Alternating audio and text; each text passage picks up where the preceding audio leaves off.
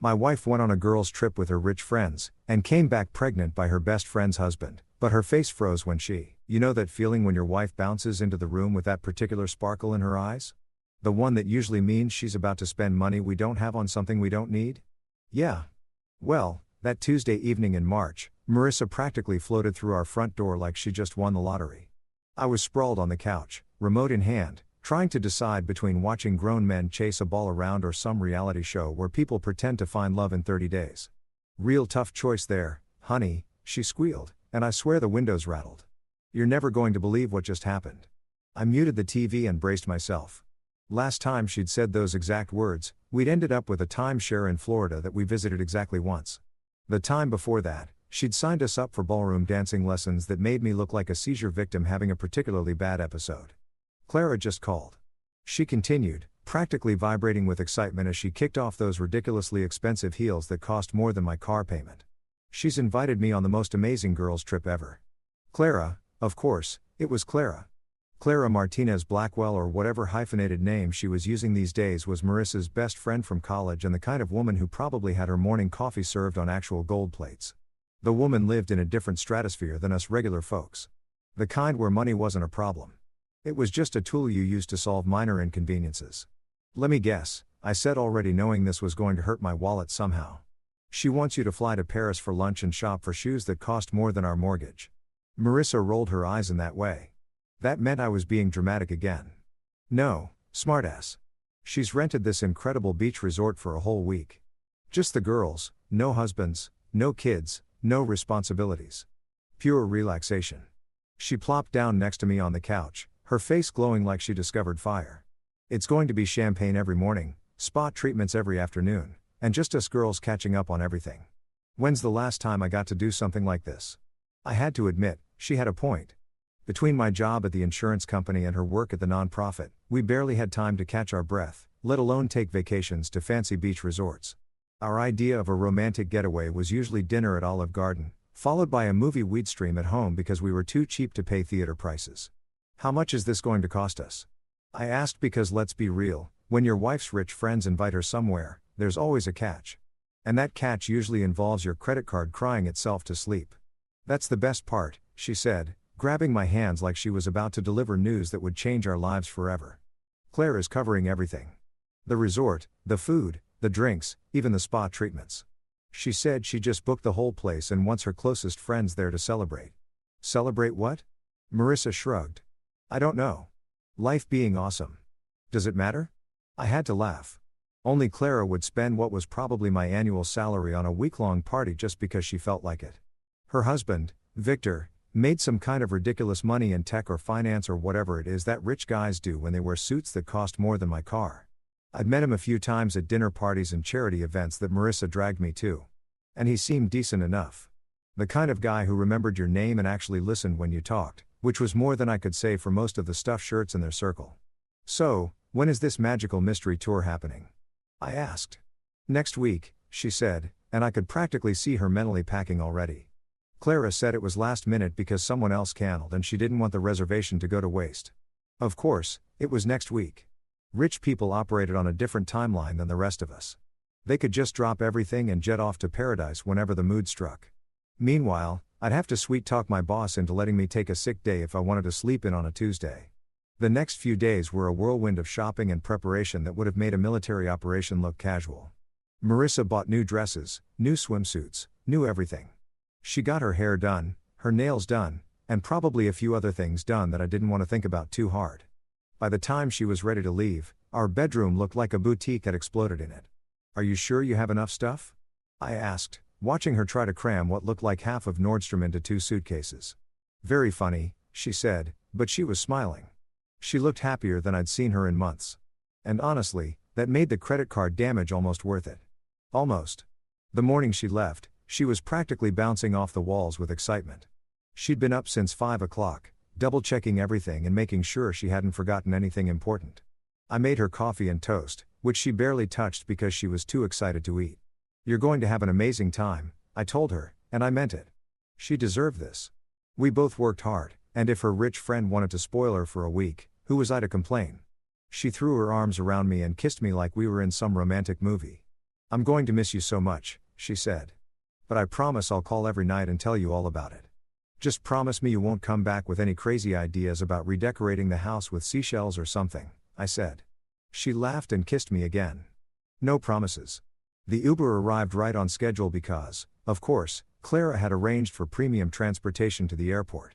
I helped load her bags, which took longer than it should have because she'd packed like she was planning to relocate permanently to this beach resort. "Have fun," I told her as she climbed into the car. "Don't do anything I wouldn't do." "That doesn't leave me with many options," she shot back with a grin. I watched the car disappear down our street, taking my wife off to paradise with her rich friends. The house felt empty without her energy filling it up, but I was genuinely happy for her. She deserved a week of being pampered and treated like royalty, even if it was at some resort I couldn't even pronounce the name of. I had no idea that I was watching my marriage drive away in that Uber. Had no clue that the woman who'd kissed me goodbye with such excitement would come back carrying secrets that would destroy everything we'd built together. All I knew was that my wife was going to have the time of her life, and I was going to spend the week eating cereal for dinner and watching sports without anyone judging my life choices. If I'd known what was really going to happen on that once-in-a-lifetime girls' trip, I would have chained her to the couch. But hindsight's 20/20, and at the time, all I could see was my wife's happiness as she headed off to what I thought would be a harmless week of girl talk and overpriced cocktails. Boy, was I wrong. So, there I was, living the bachelor life for a whole 12 hours. And let me tell you, it was everything I'd forgotten it could be. I ate pizza straight from the box while standing in my underwear at the kitchen counter, left my socks wherever they landed, and watched 3 consecutive hours of a show about guys building motorcycles. Pure bliss, right? Wrong. Because around 9 o'clock that first night, I started missing her laugh echoing through the house. That's when my phone buzzed with a FaceTime call. And there she was, my gorgeous wife, looking like she'd stepped out of some tropical magazine spread. The screen was filled with her sun-kissed face. And behind her, I could see what looked like paradise. Crystal blue water stretched out to the horizon. Palm trees swayed in the breeze. And the whole scene was bathed in that golden hour lighting that photographers would probably kill for. "Oh my God, honey. You should see this place," she gushed, holding the phone at arm's length so I could get the full panoramic view. "It's absolutely incredible." And it really was. The resort looked like something out of a billionaire's fever dream. All white marble and infinity pools with staff members who probably made more in tips than I made in overtime. Clara really hadn't been kidding when she'd said she was going all out for this trip. "Looks like you're suffering real hard out there," I said, settling back into my recliner with a beer. "I can see how this is just terrible for you." She giggled and I could hear other women's voices in the background. Her fellow escapees from reality. No doubt sharing war stories about their various first-world problems over drinks that cost more than my lunch budget for a week. "We just finished the most amazing dinner," she continued, turning the camera to show me the remnants of what looked like a feast fit for royalty. "And now we're about to hit the beach bar. Clara says they make these signature cocktails that are supposed to be life-changing." "Life-changing cocktails, huh?" "Let me guess. They cost about $50 each and come with a little umbrella that's probably worth more than my tie." "You're so cynical," she laughed, but she didn't deny it. "Just because you can't appreciate the finer things in life doesn't mean the rest of us can't enjoy them." She had me there while she was sipping champagne that probably aged longer than our marriage. I was working my way through a 6-pack of beer I'd bought with a coupon. Different worlds for sure. The next night, she called again, right on schedule. This time she looked even more radiant, if that was possible. Her skin had that perfect golden glow that only comes from a day spent lounging by the pool without a care in the world. And her hair had those beachy waves that women pay hair stylists hundreds of dollars to recreate. "How was your day in paradise?" I asked, genuinely curious about what rich people did when they had unlimited time and money to burn. "Oh, you know," she said, waving a hand dismissively. "Just girl stuff. We got massages, laid by the pool, had lunch at this cute little place overlooking the water." "Sounds rough," I said. Meanwhile, I had to deal with Mrs. Patterson calling about her flood claim for the 3rd time this week. Apparently, her definition of water damage includes everything that's ever been in the same room as a glass of water. She laughed, but it seemed a little forced. "Poor baby. Are you surviving without me?" "Barely," I said. "I actually had to do my own laundry yesterday. Nearly called emergency services." As we talked, I noticed other women moving around in the background. Clara and her crew all looking like they belonged in a luxury resort commercial. They were the kind of women who never had bad hair days or worried about whether their jeans made their butts look big because they could afford personal trainers and stylists to handle those problems for them. What else did you guys do today? I asked because honestly I was curious about how the other half lived. Oh, just, typical vacation stuff, she said. But her answer felt weirdly vague. Usually Marissa would give me a play-by-play of her day, complete with detailed descriptions of every meal and commentary on everyone's outfits. This time, it was like she was reading from a script written by someone who'd never been on vacation before. Come on, I pressed, give me details. What's Clara like when she's not hosting charity dinners? Are the other women as pretentious as they seem at those fancy parties you drag me to? They're actually really sweet, she said, but she seemed distracted by something happening off-screen. Look, honey, I should probably go. The girls are waiting for me and we're about to head out for the evening. Hot date with Amai. I joked. Something like that, she said. And for just a split second, I thought I saw someone move behind her. A male figure that definitely wasn't one of the girls. But it happened so fast that I convinced myself I'd imagined it. Maybe it was just a waiter or one of those resort staff members who were probably trained to be invisible until you needed them. The third night, the pattern continued. Beautiful scenery, glowing wife, vague answers about her day. But this time, I was sure I saw him. A guy in the background. Just a glimpse, but enough to make me pause. Hey, was that Victor the first just saw? I asked, trying to keep my voice casual. Victor. She looked confused for a split second, then recovered. Oh, yeah. He stopped by earlier to check on things. You know how Clara is. She likes to make sure everything's perfect. That made sense, I guess. Rich guy's rich wife throws expensive party. Rich guy makes sure rich wife has everything she needs. It was probably standard operating procedure in their tax bracket. Still, something about the way she'd hesitated before answering nagged at me. Is he staying at the resort, too? I asked. God, no. She laughed. And this time, it sounded more natural. Can you imagine? This is supposed to be girls' time. He's probably back home playing golf and doing whatever it is that guys like Victor do when their wives are away. That made me feel better. Though, I couldn't quite put my finger on why I'd been bothered in the first place. Maybe it was just the weird adjustment of being apart for longer than we'd ever been since we got married. Or maybe it was the fact that her world and mine felt more different than ever when she was surrounded by all that luxury. I miss you, I told her. And I meant it. I miss you, too, she said. But she was already looking away, distracted by something or someone calling her name. Look, I really do have to go. The girls are getting impatient and you know how Clara gets when people keep her waiting. Actually, I didn't know how Clara got about anything because we moved in completely different social circles. But I nodded anyway. Go have fun, I said. Just remember what happens in paradise, better stay in paradise or I'm trading you in for a younger model. She laughed, but something about it didn't quite reach her eyes. Very funny. Love you. Love you, too. The screen went black, leaving me alone with my beer and the nagging feeling that something wasn't quite right. But what did I know about girls' trips to expensive resorts? Maybe this was just how rich people vacationed, all mysterious and glamorous with vague stories and expensive cocktails. I shook off the weird feeling and went back to my motorcycle show. After all, what could possibly go wrong on a simple girls' trip? Famous last words right there. You know how when you've been looking forward to something for so long that when it finally happens, it almost feels anticlimactic. That's exactly how I felt sitting in the arrivals area at the airport, holding one of those cheesy welcome home signs I'd made as a joke.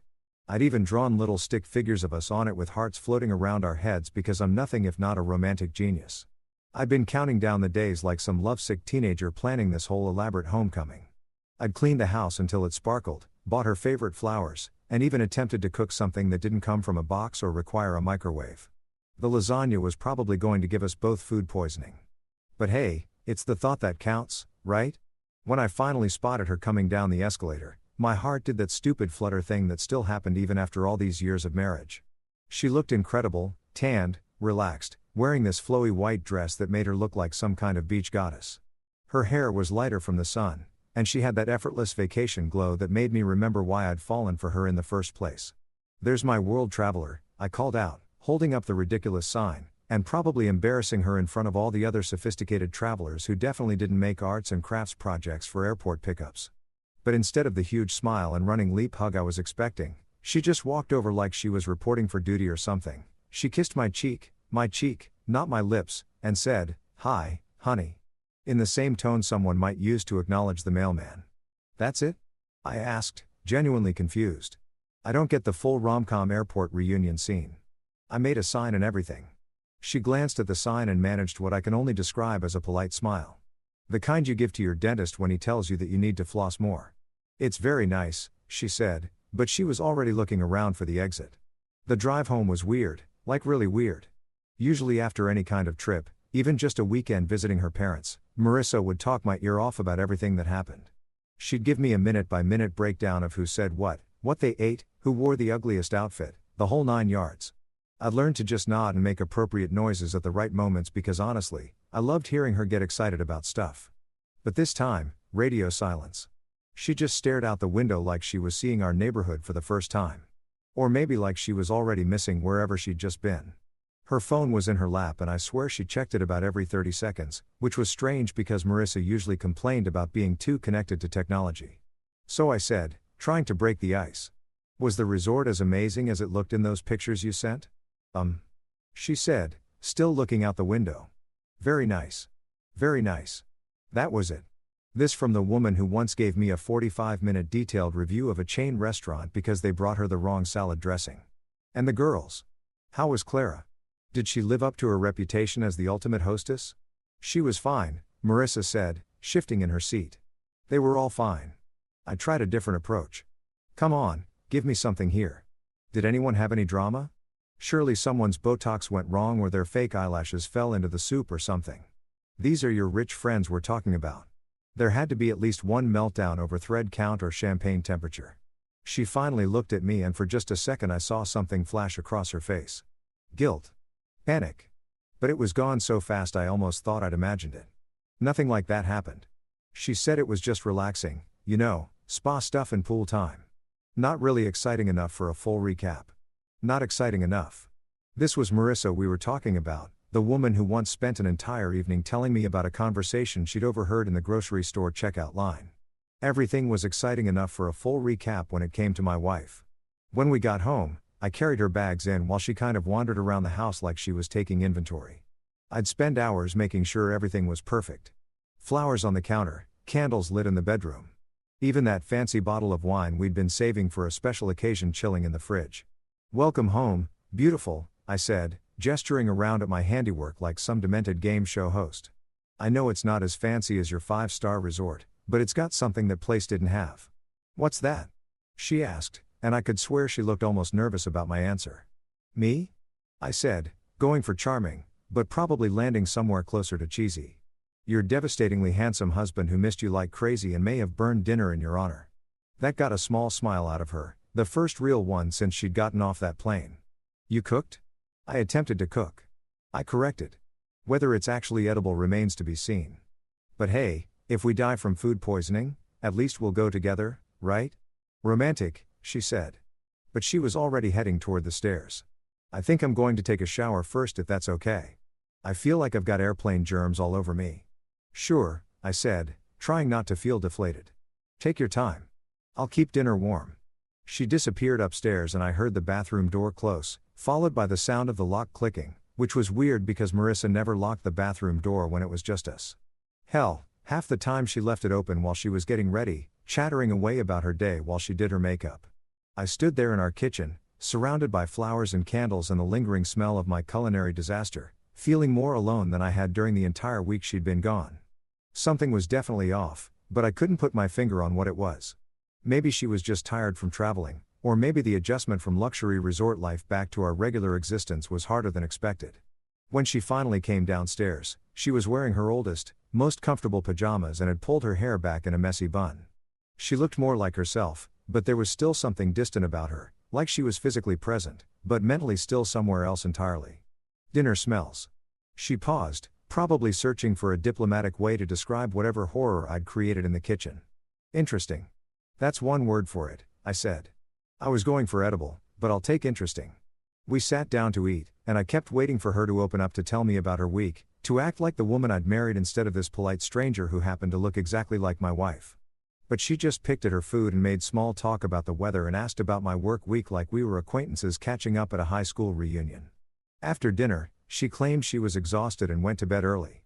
I found her curled up on her side of the bed, facing away from me, already pretending to be asleep, even though I could tell from her breathing that she wasn't. When I tried to put my arm around her, She tensed up and mumbled something about being tired. I lay there in the dark staring at the ceiling and trying to figure out what the hell had happened to my wife during her week in paradise, because the woman lying next to me might have looked like Marissa, might have sounded like Marissa, but she sure as hell wasn't acting like the woman I'd kissed goodbye at the airport a week ago. Something had changed during that trip. And whatever it was, it felt like it was sitting between us in bed like an invisible wall. I just had no idea how thick that wall was about to get. A month. A whole goddamn month of living with a stranger who happened to share my bed and my last name. 31 days of watching my wife go through the motions of being married to me while acting like I was some kind of roommate she barely tolerated. 31 days of increasingly awkward conversations, 4 smiles, and this weird tension that hung over our house like a fog that wouldn't lift. I tried everything I could think of to snap her out of whatever funk she was in. I brought home flowers, the expensive ones from the fancy florist, not the grocery store sad-looking bouquet. I suggested date nights, weekend getaways, even offered to take her to one of those pretentious restaurants she loved, where they served microscopic portions on plates the size of dinner tables. Nothing worked. She went through the motions, said all the right words, but it was like she was reading from a script written by someone who'd never actually been in love. The worst part was the phone thing. Jesus Christ, the phone thing was driving me insane. She'd always been attached to her phone. What woman wasn't these days? But this was different. This was obsessive. She carried it with her everywhere, clutched it like it contained the secrets of the universe, and God forbid I should happen to glance in its direction. She'd angle it away from me, turn the screen toward her body, and sometimes she'd even leave the room just to check her messages. Who keeps texting you? I'd asked one evening when her phone had buzzed for the 15th time during dinner. Just work stuff, she'd said, not even looking up from whatever was apparently more interesting than the conversation we weren't having. Since when does the nonprofit send urgent messages during dinner? Did someone discover a new way to save endangered butterflies that couldn't wait until morning? She'd given me one of those looks, the kind that said I was being unreasonable for expecting my wife to actually talk to me during meals. It's just busy right now, she'd said. And that was the end of that conversation. But this particular Tuesday morning, something was different. I could feel it the moment I walked into the kitchen. Marissa was sitting at our dining table, the one we bought at a garage sale and refinished together during our first year of marriage when we thought projects like that were romantic instead of just exhausting. She had her hands wrapped around a coffee mug like she was trying to absorb its warmth. And she was staring at the table like it held the answers to all of life's mysteries. "Morning, sunshine," I said, going for my usual cheerful husband routine, even though we both knew it was getting harder to pull off. "You're up early." "Couldn't sleep." She looked up at me and I felt my stomach drop. Her face was pale. Her eyes were red-rimmed like she'd been crying. And she had this expression that I'd never seen before, like she was about to deliver news that would change everything. It was the kind of look people got right before they told you someone had died or the house was being foreclosed on. "We need to talk," she said, and her voice was barely above a whisper. For simple words that every husband in the history of marriage has learned to fear because "we need to talk" never preceded good news. Nobody ever said "we need to talk" and then announced they'd won the lottery or gotten a promotion or found a $20 bill in their old jeans. "We need to talk" was relationship code for "buckle up buttercup because your world is about to get rearranged." I sat down across from her trying to read her face for clues about what kind of disaster we were dealing with. My mind started racing through possibilities. Had she lost her job? Were her parents sick? Had someone died?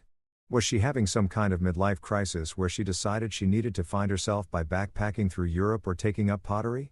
"Okay," I said, trying to sound calm, even though my heart was already picking up speed. "What's going on?" She took a shaky breath and her hands trembled so badly around the coffee mug that I thought she might drop it. "I'm pregnant," she whispered. And for about 3 seconds, my world tilted in the best possible way. Pregnant. We'd been trying for a baby for months, having those careful conversations about timing and finances, and whether we were ready to bring a tiny human into our messy, imperfect life. We'd bought pregnancy tests in bulk from Costco, like we were preparing for some kind of conception apocalypse. We'd tracked ovulation cycles and optimal timing until the whole thing started feeling more like a science experiment than romance. "Are you serious?" I asked, and I could feel this stupid grin spreading across my face. "Really? We're finally going to be parents." But she didn't smile back.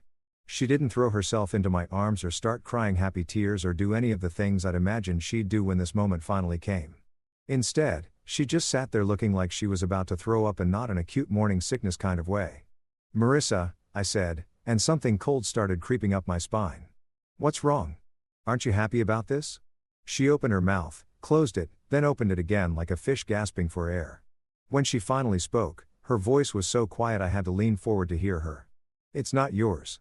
The words hit me like a physical blow. I actually felt my chest constrict, like someone had reached into my ribcage and squeezed my heart with their fist.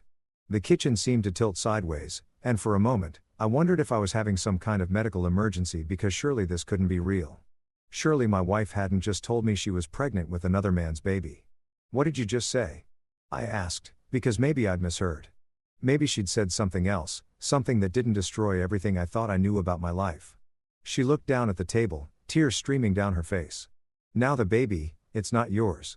Whose is it?" The question came out of my mouth before my brain had fully processed what was happening. I felt like I was watching this conversation from outside my body. Like this was happening to someone else and I was just a spectator to my own life falling apart.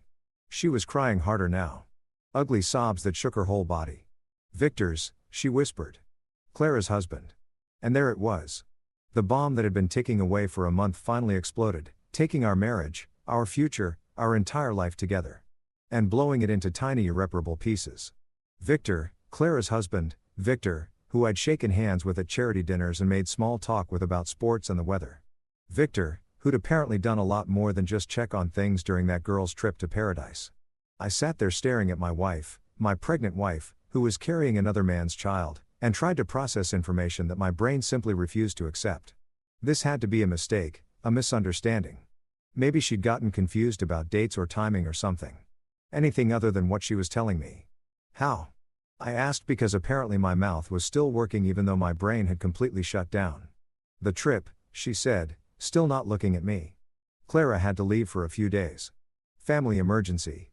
Victor came to help out with arrangements, make sure everything was still perfect. One night we all drank too much and she trailed off, but she didn't need to finish." I could fill in the blanks. I could picture it all too clearly. My wife drunk on expensive wine and the fantasy of a life she'd never have. Falling into bed with someone who represented everything I wasn't. Someone rich and sophisticated and successful. Someone who belonged in her world of luxury resorts and five-star everything. It just happened. She said like that explanation made any of this okay. It was a mistake. A terrible, stupid mistake. And I hate myself for it. I wanted to scream. I wanted to flip the table and punch holes in the walls and demand to know how the hell you accidentally end up pregnant with your best friend's husband's baby. But instead, I just sat there numb and broken, watching my marriage dissolve into something I didn't recognize. "Does Clara know?" I asked. She shook her head. Fresh tears streaming down her face. "No, God, no. It would destroy her. It would destroy their marriage." "And what about ours?" I asked. "What about our marriage, Marissa?" She finally looked up at me, her face streaked with mascara and misery. "I don't know," she whispered. "I don't know how to fix this." The thing was, looking at her sitting there, destroyed by the weight of what she'd done. I almost felt sorry for her almost because this was the woman I'd loved for years, the woman I'd planned to grow old with. And seeing her in pain still triggered every protective instinct I had. But then I remembered what she'd done, what she'd thrown away, what she'd chosen over me and our life together.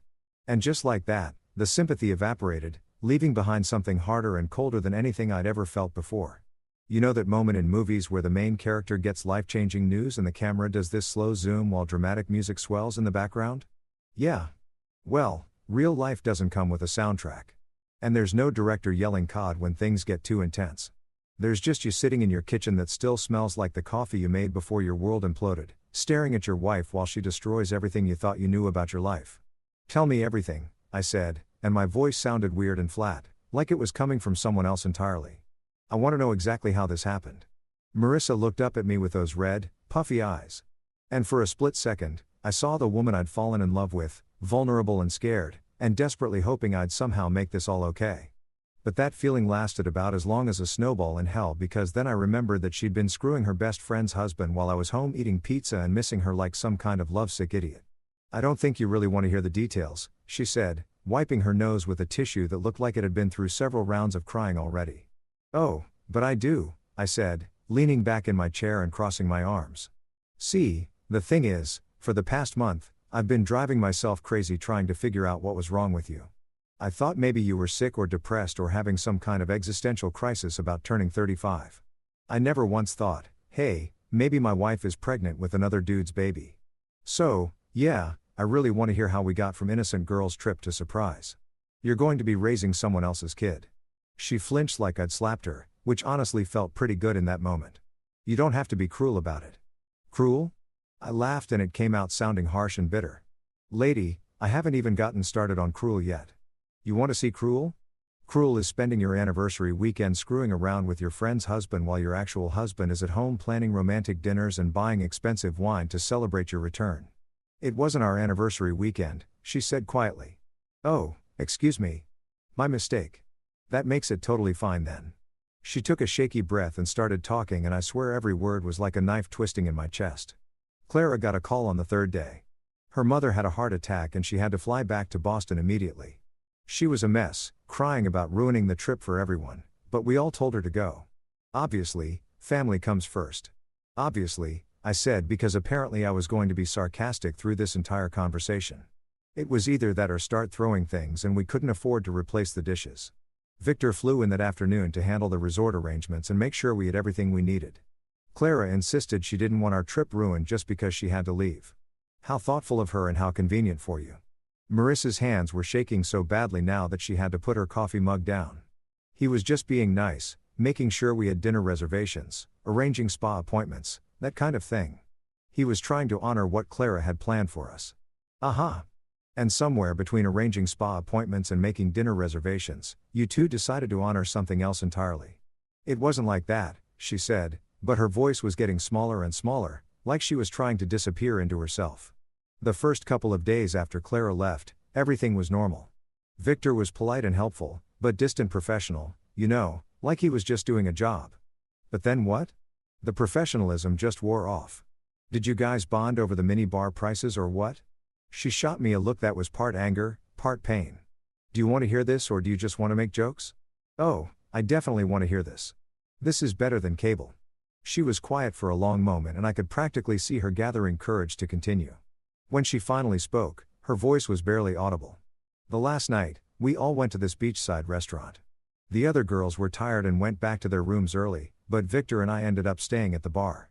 We were talking about Clara, about how worried we both were, and somehow we just kept drinking. Those tropical drinks don't taste like they have any alcohol in them, but they do. What a shocking revelation. I know you're angry, she said. But please don't make this harder than it already is. Harder for who? For you. Because from where I'm sitting, you made your choices. Nobody forced you to keep drinking with another woman's husband. You're right, she said. And she sounded so defeated that I almost felt sorry for her again. Almost. I made terrible choices. We both did. We talked about our marriages, about how different our lives were, about how sometimes we both felt like we were pretending to be people we weren't. What the hell is that supposed to mean? I don't know, she said, fresh tears streaming down her face. I was drunk and confused and feeling sorry for myself. He was talking about how hard it was being married to someone who lived in a completely different world than he grew up in. And I was complaining about how I sometimes felt like I was settling for a smaller life than I'd imagined.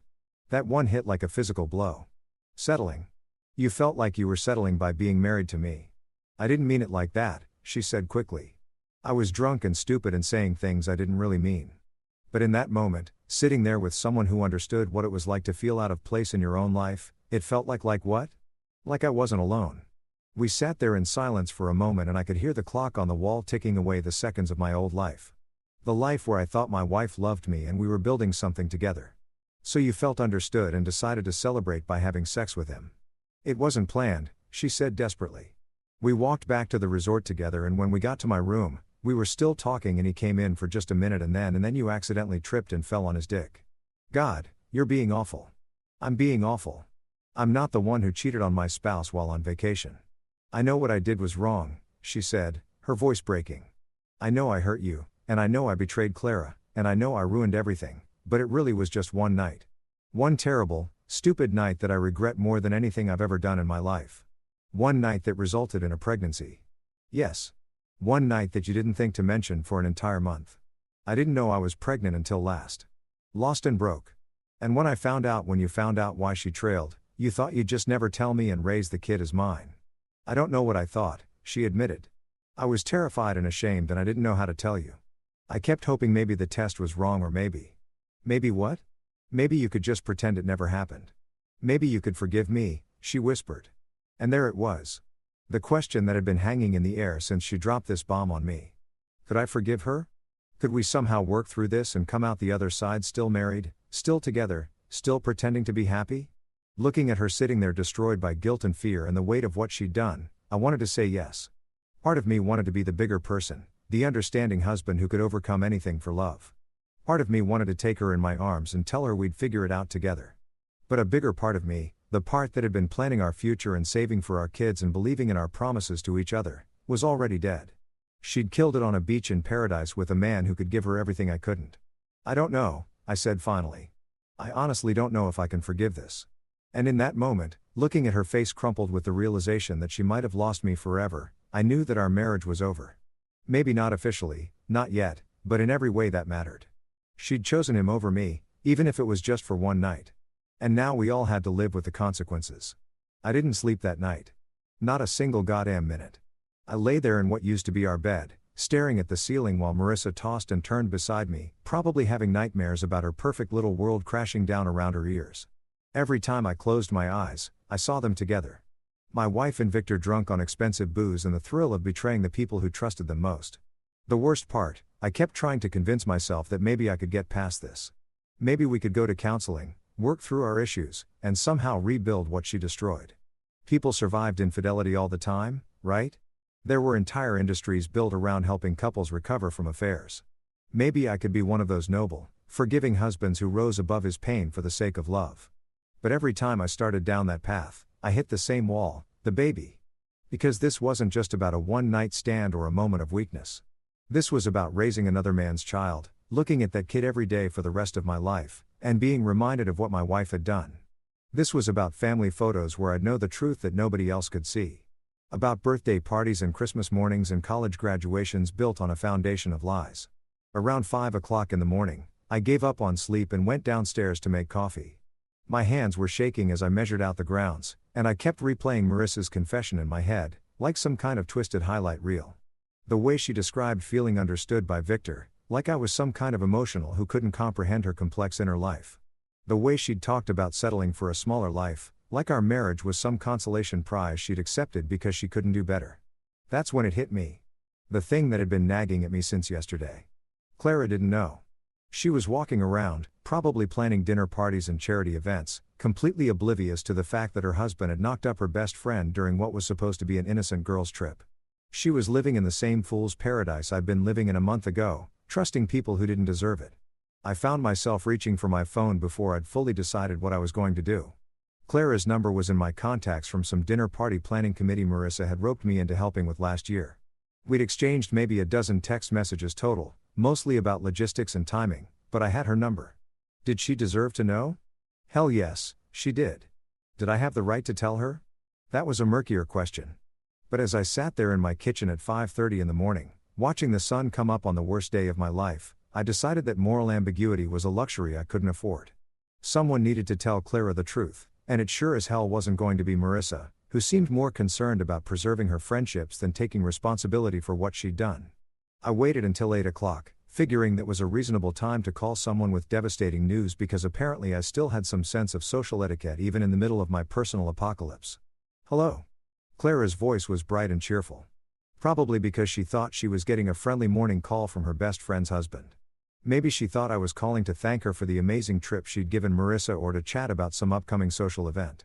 Hi, Clara. It's me, Marissa's husband, I said, realizing I sounded like I was introducing myself to someone I'd never met, which was basically accurate since all our previous interactions had been surface-level pleasantries at parties where we were both just playing our assigned roles as supportive spouses. Oh, hi. She sounded genuinely pleased to hear from me. How are you? How's Marissa? I've been meaning to call her, but things have been so crazy since I got back from Boston. My mother's doing much better, thank goodness. But the whole experience was just exhausting. And there it was. The perfect opening to destroy her day, her marriage, and probably her entire worldview. Actually, that's kind of why I'm calling, I said, trying to figure out how to ease into this conversation. How do you tell someone their husband cheated on them? Was there a protocol for this kind of thing? Is everything okay? Her voice had changed, picking up on the tension in mine. You sound serious, Clara. I need to tell you something, and it's going to be really hard to hear, but I think you deserve to know. There was a pause, and I could practically hear her brain switching gears, preparing for bad news. What is it? It's about the trip. About what happened after you had to leave? Another pause, longer this time. What about it? I took a deep breath and jumped off the cliff. Marissa is pregnant and the baby, it's not mine. The silence that followed was so complete, I thought the call might have dropped. I could hear her breathing quick and shallow, like she was hyperventilating. I'm sorry, what did you just say? Her voice was barely above a whisper. The baby is Victor's, I said, because apparently once you start dropping truth bombs, you might as well make sure they hit their target. They slept together while you were in Boston dealing with your mother's emergency. That's not possible, she said. But her voice was shaking now. Victor was just helping out. He was being supportive. He would never. Clara, I'm not making this up. Marissa told me everything yesterday. They got drunk on the last night and one thing led to another. I heard her make a sound that was somewhere between a gasp and a sob. Are you absolutely sure? Are you sure she's not mistaken or confused? Or she's sure, I said. And so am I. The sound that came through the phone next was unlike anything I'd ever heard. A wail of pure anguish that made my chest tighten with sympathy even in the middle of my own pain. This was a woman's world collapsing in real time. And I was the one holding the demolition charges. Oh God, she whispered. Oh God, oh God, oh God, Clara, I'm sorry. I'm so sorry to have to tell you this, but I thought you deserved to know. How long have you known? She asked, and her voice was getting stronger now, harder. I could hear the anger starting to build underneath the shock. Since yesterday, Marissa just told me and she was never going to tell me, was she? She was just going to let me go on being friends with her, hosting dinner parties for her, treating her like family while she was carrying my husband's baby. I don't know what she was planning, I said. Though, honestly, I had a pretty good idea. Marissa had probably been hoping she could somehow make this whole situation disappear. Maybe pass the baby off as mine and go on living her double life. Where is she now? Clara asked. Upstairs. Still sleeping, I think. And where's Victor? I have no idea. Probably at your house, getting ready for work like nothing happened. I heard something crash in the background, followed by Clara shouting Victor's name in a voice that could have shattered glass. Then the line went dead. I sat there staring at my phone, knowing I'd just set off a chain reaction that was going to destroy at least 2 marriages and probably ruin several friendships.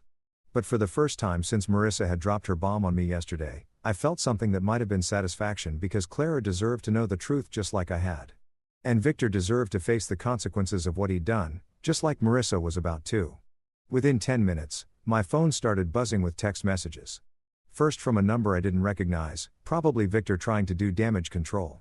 Then from Marissa's phone upstairs, which meant Clara had already called her and probably said some things that weren't going to help anyone's day get better. I deleted Victor's messages without reading them and ignored Marissa's frantic texting. Whatever they wanted to say, whatever explanations or justifications or desperate pleas for forgiveness they had prepared, I wasn't interested. I'd done what needed to be done. And now everyone involved could deal with the fallout. Because here's the thing about secrets. They're like cancer. They might stay hidden for a while, growing quietly in the dark, but eventually they always come to light. And when they do, they destroy everything they touch. I'd just chosen to be the surgeon instead of waiting for the disease to kill us all slowly. The sound of Marissa's feet hitting the floor upstairs told me my peaceful morning was about to end. In a few minutes, she'd come downstairs and demand to know why I'd betrayed her by telling Clara the truth. She'd probably cry and scream and accuse me of being vindictive and cruel. And you know what? She'd be right. I was being vindictive and cruel. But after what she'd done to me, to us, to the future we'd planned together, I figured I'd earn the right to a little vindictiveness. Sometimes the truth is the cruelest weapon of all, and sometimes that's exactly what people deserve. The sound of Marissa's feet pounding down the stairs was like a countdown to an explosion. I could tell from the rhythm, quick, panicked, desperate, that she'd gotten Clara's call and was about to unleash hell in our kitchen. I took another sip of my coffee and braced myself for what was coming. Because after yesterday's confession and this morning's phone call, I was pretty sure we were about to have the kind of fight that ended marriages. She appeared in the doorway like some kind of avenging angel, except instead of bringing divine justice, she was bringing accusation and fury. Her hair was a mess. She was still wearing the oversized t-shirt she'd slept in, and her face was flushed with the kind of anger that made people do stupid things like throw dishes or key cars. "What did you do?" she demanded, and her voice was pitched so high it probably disturbed dogs in neighboring counties. I looked up from my coffee with what I hoped was an expression of complete innocence. "Good morning to you," 2, sweetheart. Sleep well. Don't you dare, she said, pointing at me like I was a misbehaving dog. Don't you dare act like you don't know what I'm talking about. Clara just called me absolutely hysterical, saying you told her about. She trailed off, probably realizing that saying about my affair out loud made it sound even worse than it already was. About your pregnancy, I suggested helpfully about the fact that you're carrying her husband's baby. About the little detail you conveniently forgot to mention to your best friend while you were crying on my shoulder about how guilty you felt.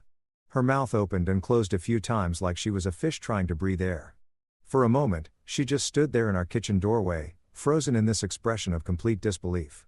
It was like her brain couldn't process the fact that I'd actually done what any rational person would do in this situation, told the truth to someone who deserved to hear it. How could you do that? She finally managed to say, and her voice was barely above a whisper. How could you call her and destroy her life like that? I almost laughed. Actually, I did laugh. A short bitter sound that probably wasn't helping the situation but felt really good in the moment. I destroyed her life. That's rich, Marissa. Really rich. Because last time I checked, I wasn't the one who had an affair with her husband. That's not the point, she said. And now she was getting that shrill quality in her voice that meant she was working herself up to a full-scale meltdown. You had no right to tell her. That wasn't your secret to share. You're absolutely right, I said, standing up and setting my coffee mug down with deliberate care. It was your secret to share, your responsibility to tell your best friend that you'd been screwing her husband behind her back. But since you seemed perfectly content to let her go on living in ignorance while you figured out how to spin this whole situation to your advantage, I figured someone needed to step up and do the right thing. The right thing. She was full-on shrieking now, her face turning red with indignation. The right thing would have been letting me handle this my own way, in my own time. Your own way, I repeated. You mean the way where Claren never finds out and you somehow convince me to raise Victor's kid as my own while you all continue playing happy families at dinner parties and charity events? I never said that. You didn't have to say it. It was written all over your face every time I asked what your plan was. You were hoping this would all just magically work itself out, weren't you? Maybe you thought I'd be so grateful to finally be a dad that I wouldn't care whose DNA the kid actually had. She was crying now. Ugly sobs that shook her whole body. But I felt absolutely no sympathy for her. Zero. Because this was exactly the kind of crocodile tears routine she'd been pulling for the past month, acting like she was the victim in this situation instead of the person who'd caused it. You don't understand, she said between sobs. Clara and I have been friends since college. She's like a sister to me. This is going to destroy our friendship. Good, I said, and I meant it. Your friendship should be destroyed. You want to know why? Because friends don't sleep with each other's husbands.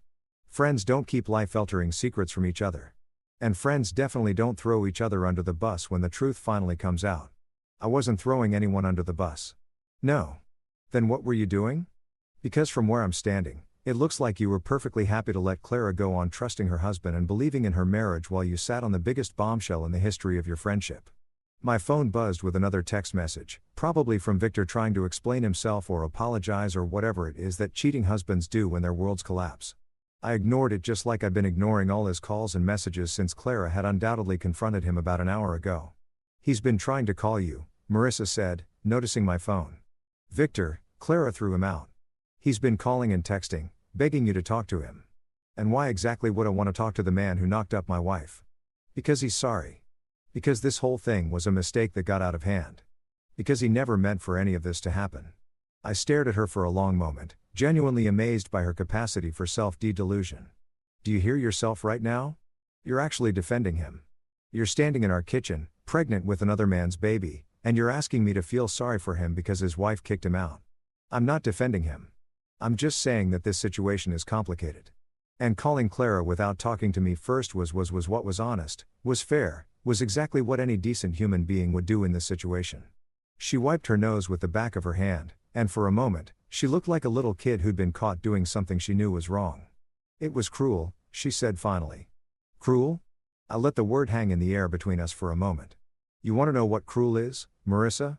Cruel is your husband finding out he's going to be a father and being happy about it for exactly 3 seconds before you tell him the baby isn't his. Cruel is lying to your best friend's face for a month while you figure out how to manage the fallout from your affair. Cruel is asking the man whose life you just destroyed to keep your secrets and protect your reputation. I never asked you to do any of that. You didn't have to ask. You just assumed I would because that's what good little husbands do, right? They clean up their wives' messes and pretend everything is fine for the sake of appearances. The kitchen fell silent except for the sound of her crying and the distant hum of traffic outside. We stood there staring at each other across the space that used to be our shared life. And I could see the exact moment when she realized that this wasn't something we were going to work through. This wasn't a bump in the road or a rough patch or any of the other euphemisms people used when they didn't want to admit their marriage was over. "So, what happens now?" she asked. And her voice was small and defeated. Now you get to live with the consequences of your choices. Now Clara gets to decide whether she wants to try to rebuild her marriage or start over. Now Victor gets to explain to his friends and family why his wife kicked him out. And now I get to figure out what the hell I'm supposed to do with the rest of my life. "And us," she whispered. I looked at her standing there in our kitchen. This woman I'd loved and trusted and planned to grow old with, and felt absolutely nothing. No love, no anger, no sadness, just a kind of empty acceptance that this part of my life was over. "There is no us," I said. "There hasn't been an us since you decided Victor was more interesting than your husband." She started crying harder, but I was already walking toward the door. I had somewhere I needed to be, something I needed to do. And staying here listening to her try to justify the unjustifiable wasn't going to help either of us. "Where are you going?" she called after me. "To work," I said without turning around. Some of us still have responsibilities to people who actually trust us. I grabbed my keys and walked out, leaving her standing in our kitchen with her tears and her regrets and her complete inability to understand that some things once broken can't be fixed. The truth was out now, for better or worse, and everyone involved was going to have to figure out how to live with it. The next few weeks were like living in some twisted version of Groundhog Day. Except instead of Bill Murray trying to win over Andy McDowell, I had my cheating wife trying to convince me that our marriage was worth saving. Every morning I'd wake up hoping that maybe, just maybe, she'd come to her senses and realize that what she'd done was unforgivable.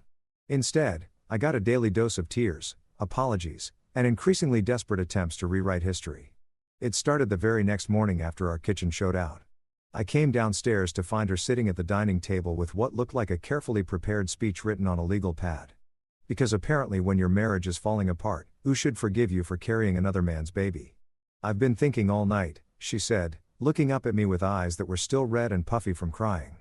"About us, about our future, about how we can move past this." "Move past this," I repeated, pouring myself coffee and trying to pretend this was a normal Tuesday morning conversation. "You mean move past the part where you cheated on me, or move past the part where you're pregnant with someone else's kid? Because those seem like pretty big obstacles to just skip over." "I know what I did was wrong," she said, reading from her notes like she was giving a presentation to the board of directors. "I know I hurt you and betrayed your trust, but people make mistakes and marriages survive infidelity all the time. We can get through this if we both want to." I sat down across from her, genuinely curious about what kind of mental gymnastics she performed to reach this conclusion. "Okay, I'll bite. How exactly do you see this working? You give birth to Victor's baby, we pretend it's mine, and we all live happily ever after. The baby doesn't have to change anything," she said. And I swear she actually believed what she was saying. Plenty of couples raise children that aren't biologically related to both parents, step families, adoption, sperm donors. It happens all the time. Those are completely different situations and you know it. Those are planned arrangements between consenting adults, not the result of your wife getting knocked up by her best friend's husband during a girls' trip. She flinched but pressed on. "The point is, biology doesn't make someone a father. Love does. Commitment does. You could be this baby's dad in every way that matters." I stared at her across the table, amazed by her ability to make the most selfish request in the world sound like some kind of noble sacrifice on my part. "And what about Victor? Does he just disappear from the picture? Does he sign away his parental rights and pretend his kid doesn't exist?" "We haven't worked out all the details yet," she said, which was apparently code for, "I'm making this up as I go along and hoping you're desperate enough to buy it." Who's we? Are you and Victor having planning sessions about how to manage your love child?" "No," she said quickly. "I haven't talked to him since it happened. Clara made it very clear that any contact between us would result in legal action." That was interesting. I'd wondered how the other half of this disaster was handling their own marital implosion. Apparently, Clara wasn't messing around when it came to consequences. "So, let me get this straight," I said, "you want me to forgive you for cheating? Agree to raise another man's child as my own and do all of this without any input from the actual biological father who's currently persona non grata in his own marriage? Does that about sum up your master plan?" "I want us to try," she said, and her voice was getting that pleading quality that meant she was about to start crying again. I want us to go to counseling and work through this and come out stronger on the other side. Stronger, I laughed and it came out sounding harsh and bitter. Marissa, you didn't just cheat on me. You didn't just have a meaningless one-night stand that we could potentially work through with enough therapy and time. You created a permanent reminder of your betrayal. Every time I look at that kid, I'm going to remember what you did. Every birthday party, every Christmas morning, every school play, I'm going to be thinking about how you chose someone else over me. She was crying now. Ugly sobs that shook her whole body. But it was just one night, one stupid, drunken mistake that I regret more than anything I've ever done in my life. A mistake that's going to last for 18 years. A mistake that's going to grow up and call me daddy while looking exactly like the man who destroyed our marriage. You don't know what the baby will look like, she said weakly. Come on, Marissa. Victor's got those dark eyes and that Mediterranean complexion. If this kid comes out looking anything like him, everyone's going to know the truth anyway. Did you really think you could pass off a little Victor clone as mine? She didn't answer, which was answer enough. She'd been hoping for a miracle, some genetic lottery that would let her pretend this whole situation never happened. Over the next few days, the begging intensified. She started leaving little notes around the house, in my briefcase, taped to the bathroom mirror, stuck to the steering wheel of my car. They all said variations of the same thing. I'm sorry. Please forgive me. We can work through this. I love you. It was like being haunted by the ghost of our marriage, except the ghost was very much alive and making my morning coffee routine really annoying. She tried the romantic approach, cooking elaborate dinners that she barely touched while staring at me across the table with hopeful eyes. She tried the practical approach, making lists of all the reasons why staying together made financial sense. She even tried the guilt approach, suggesting that divorcing her while she was pregnant made me the bad guy in this situation. Everyone's going to think you abandoned me in my time of need, she said one evening while I was trying to watch the news in peace. Let them think whatever they want, I said without looking away from the TV. Anyone who knows the truth will understand why I left. But what about people who don't know? What about your coworkers, your family, or friends? They're going to think you're a monster for leaving your pregnant wife. Are you seriously trying to guilt me into staying married to you because you're worried about what people will think? I'm trying to point out that divorce isn't going to solve anything. You're still going to have to deal with the gossip and the judgment and the awkwardness. At least if we stay together, we can control the narrative. Control the narrative. Like our marriage was some kind of PR campaign that needed better messaging. Like the problem wasn't what she'd done, but how other people perceived what she'd done. You know what I said, finally looking at her? You're right. People are going to talk. They're going to speculate and gossip and probably come up with theories that are even worse than the truth. But you know what they're not going to do? They're not going to have to wake up every morning next to someone who betrayed them. They're not going to have to pretend to love a child that represents the worst moment of their marriage. They're not going to have to spend the rest of their lives wondering when it might happen again. It won't happen again, she said desperately. I swear to you, nothing like this will ever happen again. You're right, I said, standing up and heading for the stairs because I'm not going to give you the chance.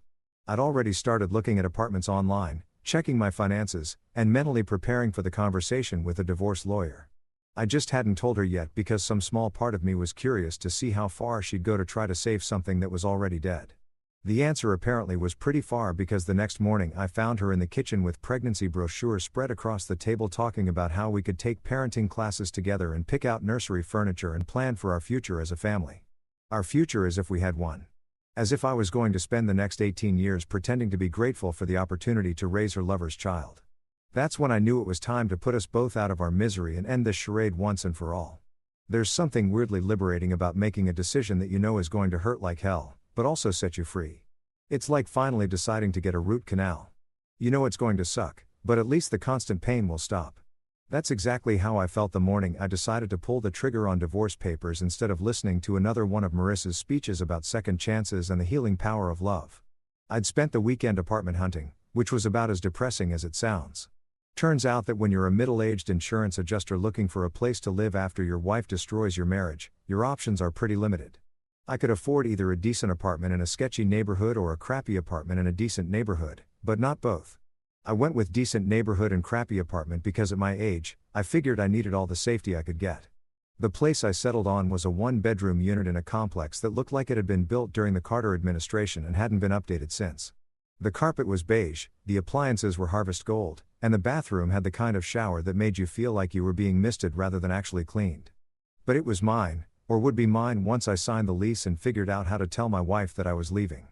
Monday morning, I called in sick to work, which wasn't technically a lie because the thought of going to the office and pretending everything was normal made me physically nauseous.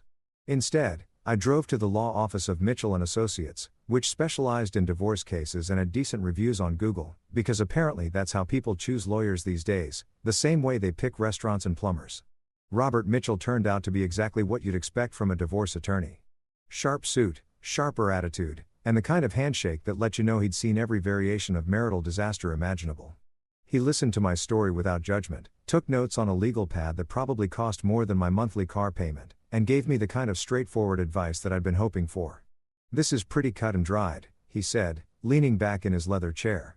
"Adultery is still grounds for divorce in this state, and pregnancy by another man certainly qualifies as irreconcilable differences. The question is, what do you want to walk away with?" "My dignity," I said, "and as little drama as possible." He smiled, and it wasn't a particularly warm expression. In my experience, men who say they want as little drama as possible usually end up getting screwed in the settlement. "Are you sure you don't want to fight for half the house, alimony, pain, and suffering?" "I just want out," I told him. "She can have the house, the furniture, the wedding china. We never use all of it.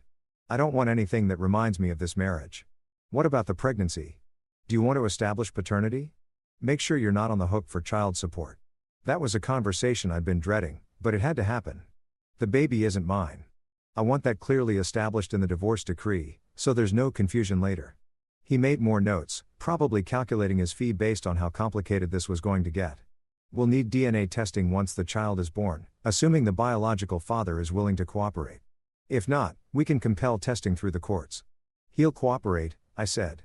"His wife already kicked him out. I don't think he's in a position to make demands." After 2 hours of paperwork and legal strategy, I walked out of that office feeling like I just bought my freedom for the cost of a small car.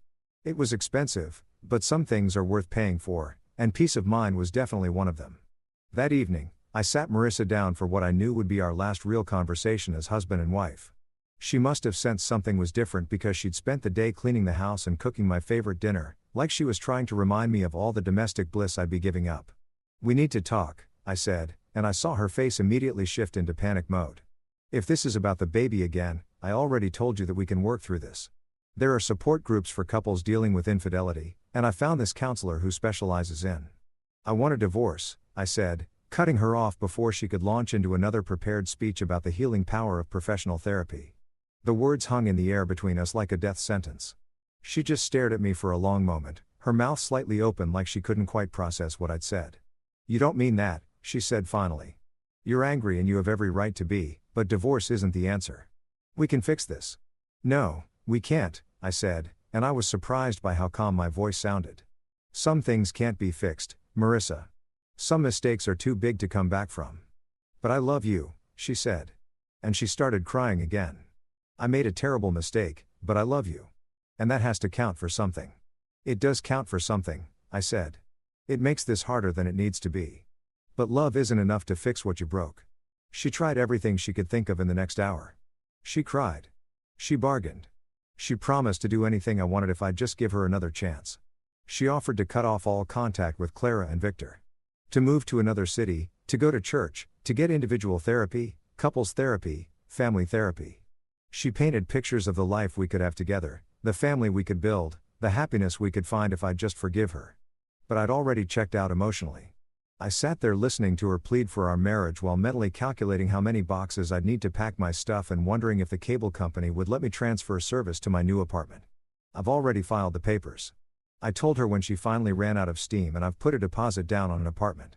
I'm moving out this weekend. This weekend? She looked genuinely shocked, like she'd thought we'd spend months talking this to death before anything actually happened. "There's no point in dragging this out," I said. "We both know how this ends."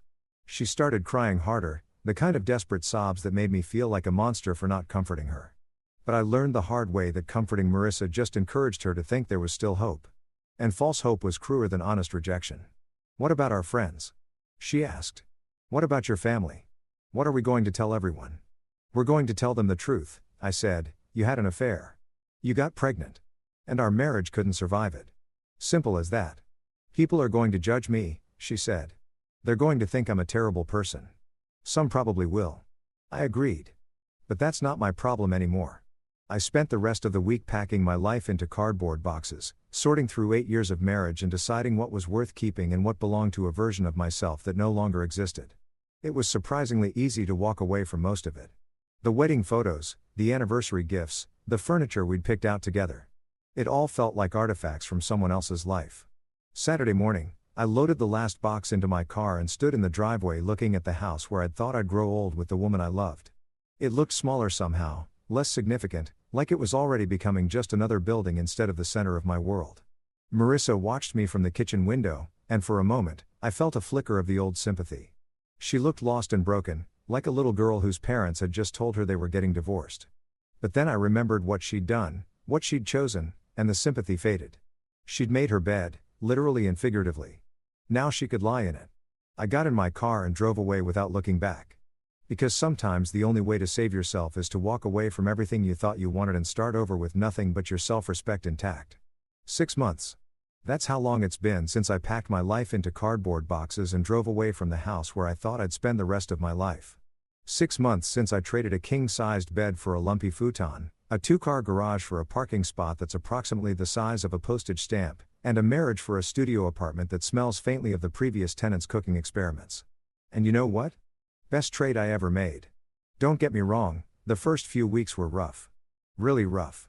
There's something deeply humbling about being a grown man eating cereal for dinner 3 nights in a row because you never learned how to cook for one person. There's something even more humbling about calling your mother to ask how to separate whites from colors in the laundry because your wife always handled that stuff. And you'd apparently been sleepwalking through the domestic responsibilities of adult life. But slowly, gradually, I started to figure things out. I learned that grocery shopping for one person is actually kind of liberating. No more arguments about brand names or whether we really need the expensive organic vegetables. I discovered that having complete control over the TV remote is worth approximately 3 months of relationship counseling. And I found out that silence, real silence, is one of the most underrated luxuries in the world. No more walking on eggshells, waiting for the next emotional breakdown about how sorry she was. No more pretending that forgiveness was just around the corner if we could just find the right combination of therapy and time. No more looking at my wife and seeing a stranger who traded our future for one night with someone else's husband. The divorce was finalized last month, and it was about as anticlimactic as legal proceedings get. Marissa had given up fighting for reconciliation somewhere around month 3, probably right around the time she realized that begging someone to take you back only works if they still love you. By the end, we were both just ready to sign the papers and move on with our separate lives. She kept the house just like I'd wanted. I kept my dignity just like I'd planned. Fair trade in my opinion. I hear things through the grapevine sometimes. This city isn't big enough to completely avoid news about your ex-wife, especially when she's carrying what is apparently a very obvious not your baby. Clara and Victor's divorce was finalized about a month before ours. And from what I understand, it was significantly messier. Apparently, when you're splitting assets worth millions of dollars instead of fighting over who gets the good coffee maker, lawyers get a lot more creative with their billable hours. Clara reached out to me a few times in those first couple of months. We met for coffee twice. 2 broken people trying to make sense of how quickly our lives had imploded. She was angry in a way that I recognized. That cold, focused fury that comes when someone you trusted completely betrays you in the most personal way possible. We didn't talk much about specifics, mostly just sat there drinking overpriced lattes and marveling at how naive we'd been. I keep thinking about all the signs I missed, she told me during our second coffee meeting. All the times he was working late or taking business trips that seemed unnecessary or just being distant. I thought he was stressed about work. I had no idea he was planning to cheat on me with my best friend. To be fair, I said, I don't think it was planned. I think they're both just selfish people who made selfish choices when the opportunity presented itself. Does that make it better or worse? She asked. I honestly don't know, I told her. Some days I think it would be easier if it had been planned because then at least I could hate them both without reservation. The fact that it was supposedly spontaneous just makes them seem pathetic instead of evil. We stopped meeting after that, not because of any drama or falling out, but because we realized we were both just picking at wounds that needed to heal. She had her own rebuilding to do, and so did I. Staying connected to the wreckage of our old lives wasn't helping either of us move forward. I heard she moved to Seattle last month. Fresh start, new city, new life. Good for her. She deserved better than what she got from Victor, just like I deserved better than what I got from Marissa. The baby was born 3 weeks ago, a boy. Apparently, I know this because my mother, bless her heart, still talks to Marissa's mother, and the gossip network between them is more efficient than any intelligence agency. Dark hair, dark eyes, looks nothing like me, and everything like his actual father. No surprises there. Marissa tried to put my name on the birth certificate anyway, which resulted in a very expensive legal battle that ended exactly the way you'd expect, with DNA evidence proving what we all already knew. Victor is the father legally and biologically, which means he gets to pay child support while dealing with his own custody arrangements. Marissa gets to be a single mother with a baby that serves as a permanent reminder of the worst decision she ever made. And I get to wake up every morning in my crappy little apartment, make my coffee exactly the way I like it, and not have to pretend that any of this is my problem anymore. The funny thing is, people expected me to be bitter. Coworkers, friends, even my own family kept waiting for me to have some kind of breakdown or revenge fantasy. They wanted me to be angry, to plot elaborate schemes to make Marissa's life miserable, to spend my energy trying to get back at her for what she'd done. But here's the thing I learned during those 6 months of rebuilding my life from scratch. Revenge is exhausting. Staying angry takes work. Plotting and scheming and trying to hurt someone who already hurt you is just another way of letting them control your life. And I was done letting Marissa control anything about my existence. Instead, I focused on the one thing I could actually control, myself. I started going to the gym because apparently stress and rage are excellent motivators for getting in shape. I took a cooking class because eating cereal for dinner loses its charm after the first month. I even started dating again, though that's a whole other adventure that involves learning how to explain your divorce without sounding like a complete disaster. The truth is, I'm happier now than I was during those last few months of my marriage. I'm definitely happier than I would have been if I'd stayed and tried to make it work with a woman who'd proven she couldn't be trusted with the most basic requirements of marriage, like not sleeping with other people. I see Marissa sometimes around town. She looks tired, like single motherhood isn't the glorious adventure she might have imagined. She's gained weight, which isn't surprising considering she's dealing with a newborn and no support system. Most of her old friends have distanced themselves from the drama, and Clara's exile apparently extended to anyone who remained loyal to the woman who betrayed her. She doesn't look happy, but she doesn't look like my problem anymore either. Last week, she sent me a text message. Just 3 words. I miss you. I stared at that message for about 30 seconds, then deleted it without responding because there was nothing to say. Missing someone and regretting your choices aren't the same thing as deserving a second chance. And even if she truly regretted what she'd done, even if she'd learned from her mistakes and become a better person, it didn't change the fundamental truth of our situation. She'd shown me who she really was when the chips were down, and I'd chosen to believe her. Some bridges once burned can't be rebuilt. Some trust once broken can't be repaired. Some marriages once destroyed by betrayal and lies and babies that belong to other men can't be saved by good intentions and wishful thinking. But some things, like self-respect, like dignity, like the knowledge that you did the right thing even when it was hard, those things are worth more than any marriage built on a foundation of lies. I kept my self-respect. Everything else was just stuff.